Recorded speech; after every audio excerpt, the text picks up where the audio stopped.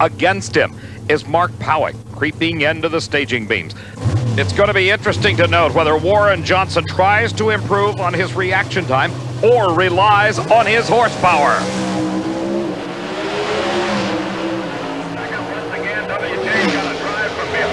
It is Warren Johnson coming from behind yet again to take the win, and look at the elapsed time, 7.19 at over 191 miles an hour. Powick a very creditable and consistent 7.28 at 188. Mark was able to gain a 45 thousandths of a second advantage at the starting line, and he had hoped that that would be enough. But Warren, using that power so well as he has all weekend long, was able to come from behind as they passed the 8-mile point. WJ had pulled into the lead, and he maintained it until the finish line came up, putting him into the winner's circle as the champion of the Keystone Nationals.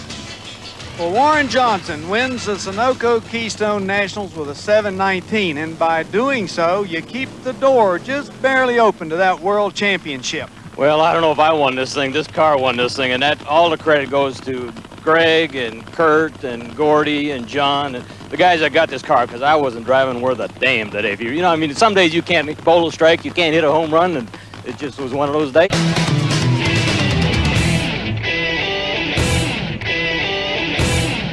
But it is a car race. Warren isn't about to break that young driver's spirit with any kind of shenanigans. Well, how can the team lose? They win no matter who wins. Oh, absolutely. Warren Johnson, near lane, the man who owns this operation, has developed these Oldsmobile automobiles.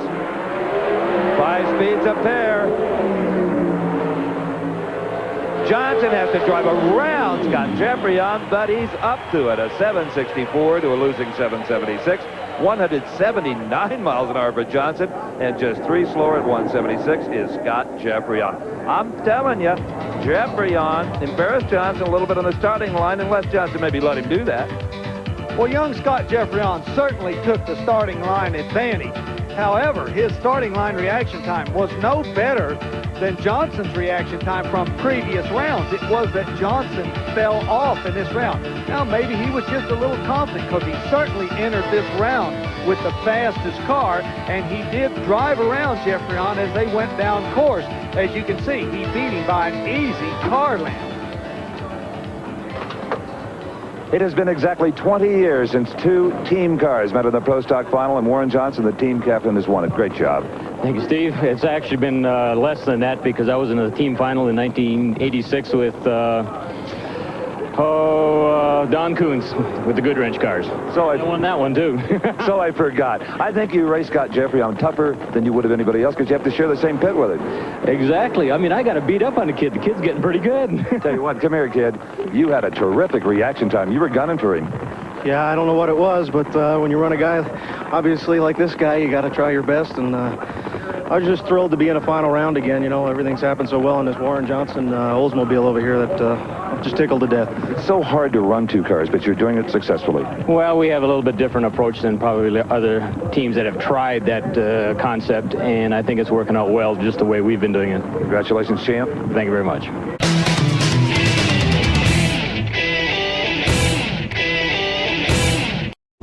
Alderman riding the crest of 2 consecutive victories thus far, coming on the heels of his first ever Winston crown just 1 year ago. The Dodge with a 500 cubic inch wedge motor under the hood. The Oldsmobile powered by the DRCE, the drag race competition engine, available from Oldsmobile. They're set. Tremendous start for both drivers. The quickest Pro Stock race of all time finds Daryl Alderman the winner, 7.19 at 189 miles an hour to a losing 7.21 for Scott Jeffreyon at 190. As we watch again, both drivers got identical reaction time. They left the starting line at precisely the same instant. Then, as they went down track, the Dodge began to inch its way ahead until at the finish line, the margin of victory was 24 thousandths of a second. That's what it counts up, about a fender length. Great show, 719. 719. I knew it would be close to a 720 because when it leaves as hard as it left in low gear a while ago and then stays hooked up in second, it's usually a good ET. Little bird over there told me in the pits that you told somebody you was going to run a team. Well, every race this year I've been saying I'm going to run a 22 or I'm going to run a 25, before qualifying, and I've just been doing that. I don't really know what it's going to run, and you know that. But I have to give Jeffrey on and WJ credit. They really worked hard, and it was a tough race. And I just hope that Wayne County and myself, Mopar, Dodge, all of us can keep this thing rolling.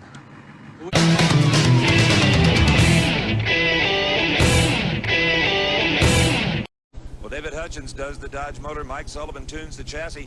Daryl Alderman will not admit it, but I wonder if they're not at a handicap without the new 5-speed transmission. The kind of manual transmission he has in that car, it takes 60 horsepower just to turn the transmission over, and virtually none for the gearbox in the Warren Johnson car. Daryl Alderman driving well, but is it enough? No, it is not. By a coat of paint. Warren Johnson wins the Jolly Rancher Northwest National 723 to a 729. Arlene Johnson and the crew, great job. Well, Daryl Alderman takes a very slight starting line advantage. He knew he had to be on his toes to be up to the onslaught of Warren Johnson. But as the cars moved down course, Warren Johnson continued to gain just a little as they moved foot by foot.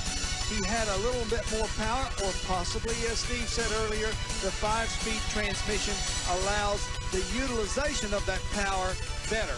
Anyway, Warren Johnson wins the race very handily. Well, my friend, you did something today that few have done all year to that dominant Dodge. You just flat out powered it. I'll tell you, that is a statement there. I mean, those guys are tough. Not only Daryl, the whole Wayne County group really deserves a round of applause. Our guys aren't no slouches either by any stretch of the imagination, but I'll tell you, it's rough beating those guys. A 723 you ran. Well, it wasn't good enough for low ET, but it was good enough for a win. That's all that mattered. Indeed. Great job. Thank you very much, Steve. This points chase is not over yet.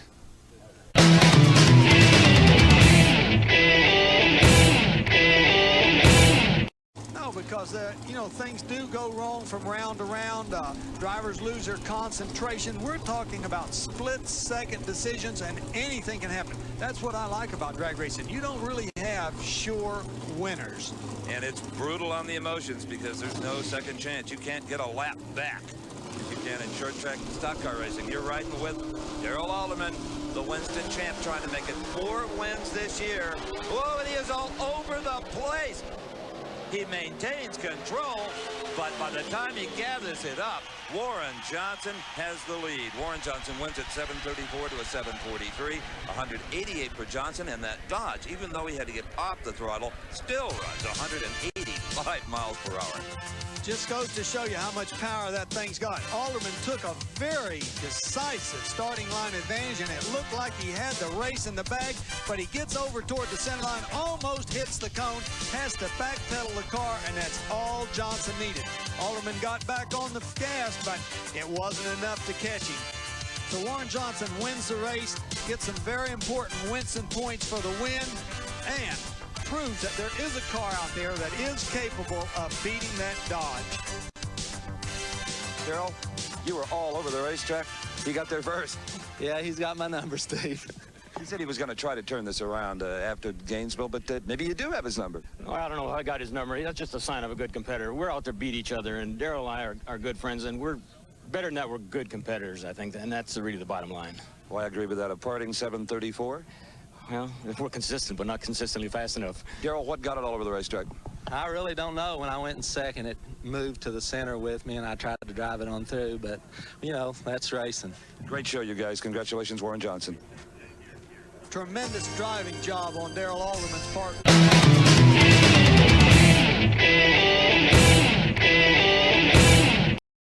Johnson being directed into the exact spot on the racetrack that his crewman thinks will provide the best traction. Meantime, in the far lane, the same going on for Daryl Alderman as he approaches the starting line. Both drivers using every moment to concentrate intently on that Christmas tree to gain an advantage at the start. Could spell the difference at the finish line.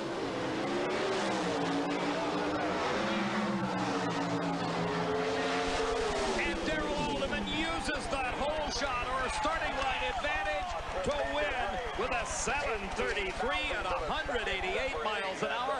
Identical elapsed time from Warren Johnson, 7:33 at 188.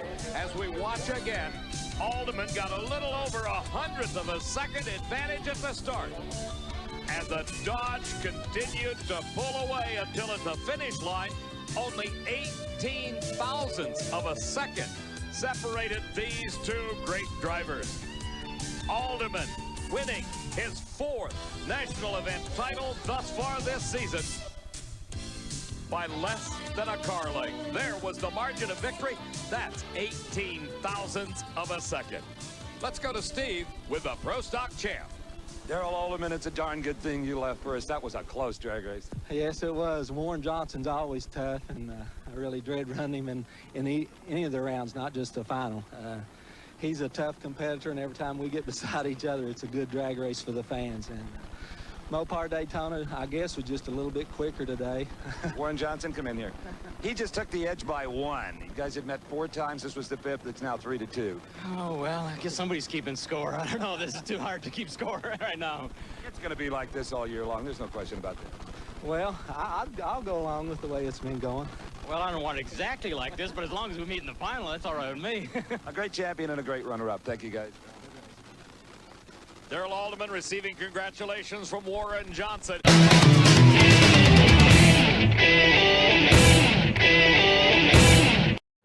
Well, both these cars are on 723s here. Remember now, Glidden with a little more top end at 191 miles an hour, but on the other side, Alderman has been just so strong this season that I would imagine, Big Daddy, we have to throw a little bit of the edge to the Alderman car. I don't know. That Glidden has been tough, and he always seems to come through when he needs it. I think whoever leaves first, and it's Alderman who leaves first, but is it enough? It is more than enough. The Dodge has now won 5 out of 8 races this year, and oh my, both of them break the previous low ET. 720 for Alderman, 721 for Glidden, and side by side they both top 190. I cannot remember the last time that happened. Unbelievable start, Steve. Glidden makes a little better start than he did against Johnson, but not near as good as Alderman. Alderman cuts almost a perfect light, and the power of that Dodge takes him right out there. Now, Glidden ran good. The 721 for the Dodge's 720, and Glidden even had a little more top speed, 191. But it wasn't enough to overcome Daryl's starting line advantage. There's that famous grin. The 2 quickest times of the entire event are recorded side by side. Your 720, Bob's 721. That's drag racing at its best. Yes, it is. It's always a good race when these two cars get together, just like Warren and I. And I was looking forward to running, Bob. Tell me about the race from the time you left the starting line to the finish line. Well, we left the starting line there. It looked like the cars were running, you know, side by side, and I moved on him a little bit as soon as I put this car in 4th. This car tends to move around. It appeared to go very straight that time. Yes, they worked with the clutch, and they got it massaged where it hooked up good. And another pile of points en route to what may be a repeat of the Winston Championship. Well, I'm not going to comment or even think about any championship right now. I like to do that, though. I'm looking forward just to the next round. And we'll see you at the next race. Thank you.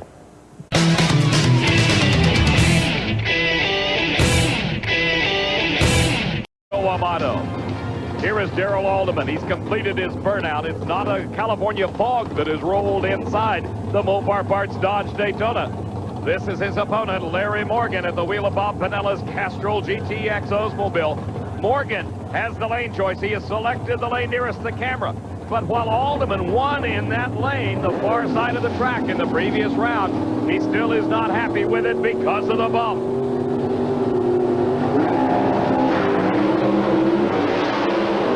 All over the lane is Daryl Alderman. You saw the driving job he did, and it was enough to keep him ahead of Larry Morgan.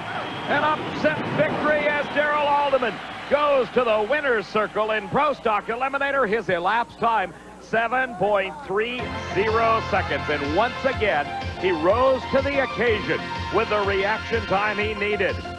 As we watch in replay, he got off the starting line nearly 0.06 of a second quicker than Morgan. His elapsed time as they headed down the racetrack was only 7.30. Morgan was much quicker and nearly 2 miles an hour faster at a 7:25, 191.85. The margin of victory, only 0.05 of a second. That's close racing. Let's go down to the far end of the racetrack and join Steve Evans with our champion.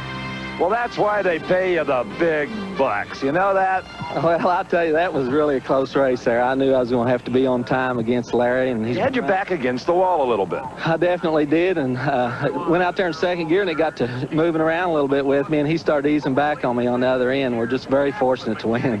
Well, your 7:30 beat his 7:25. You won this one for the team. Well, I like to win that way. I'd like to dedicate this race to Dave Hutchins. He's 39 today, and thank my sponsors, Mopar, Dodge Motorsports.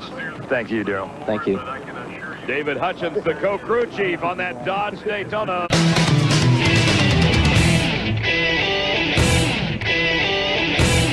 Well, Alderman is going to have to dodge another bullet. He got out of the way of the one fired by Jerry Ekman when he won it on a hole shot. Let's see what he can do with Warren Johnson. Alderman on this track has not had the dominant performance as he did at the Winter Nationals a couple of weeks ago. This car likes a very tight surface. This one has been just a little greasy for it. Warren Johnson is ready. The RPMs are up. Alderman's in. Let's just watch it.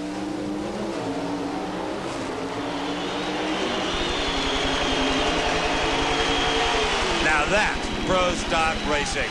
Daryl Alderman had to overcome a hole shot from Warren Johnson. He whips him with a 7:31 to a 7:34, but the best driving we've seen from Warren Johnson in a long time. Even his son Kurt is smiling, though they didn't win it. Well, when we watch the replay, we can see that Warren Johnson cut Daryl no slack whatsoever on that starting line. If he could have just held the performance of that Oldsmobile up, he could have easily won this race. And that's evidenced by the fact that he is still well ahead of that Dodge at the halfway mark in this race. But as they neared the finish line, the power of the Mopar began to come on, and he pulled right up to dead even. And it's remarkable that he was able to catch Warren Johnson with the type of starting line advantage that he took off the line. Let's take a look at the numbers. Remember, a .400 is a perfect light. Johnson has a .439 and a .473 for Alderman. But that 7:31 ET made up the difference, which was 1/1000th of a second. You know, you've seen a good drag race when the first two words the winner says is who won. Warren Johnson over to congratulate Daryl Alderman. That's 2 in a row. Hey, I knew when Warren and I got beside each other it was going to be one heck of a drag race. And, of course, I wanted to win, but I wanted to be a good race for the fans, too. You were conservative on the starting line this time, taking no chances of red lighting. Yes, sir. You figured you had the performance edge, right? Did I guess right on that? No, I don't know what the lights were. He left on you, Ben. Did he? Well, I knew that I was getting it down there close to rounds before, like a 4-4, 4-2, and a 4-4, and I sure didn't want a red light in the final. Absolutely not. Again, congratulations. Thank you very much. Well, that's 2 in a row for Daryl Alderman and his Mopar.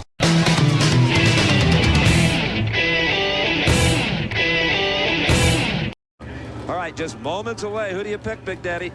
Well, you know, I'll tell you, Warren Johnson has got the performance advantage. And I got another thing. Alderman has won too much. That makes it a little bit against him in odds. All right, here they go. Alderman away first. You're riding with a hole shot. It's not enough. Warren Johnson has won it from behind in what may be the closest side-by-side race in the history of drag racing. Johnson 7:27, Alderman 7:31, but Alderman a 4.2 like Johnson a 4.5. Do the math, less than 1/1000th of a second separated these two cars. An unbelievable race. Daryl Alderman takes a very decided pole shot, starting line, whatever you want to call it, advantage, but he cannot hold off Johnson's mid-range charge, where he makes up that difference and actually holds on to just the ever so slightest margin of victory. And there you have it. Johnson, the winner. The margin of victory was so small, yet this man, you knew you won, Warren. Yeah, I saw the light just across the line. You're looking at the wind light at almost 200 miles an hour. Well, you know, you got a little time in there.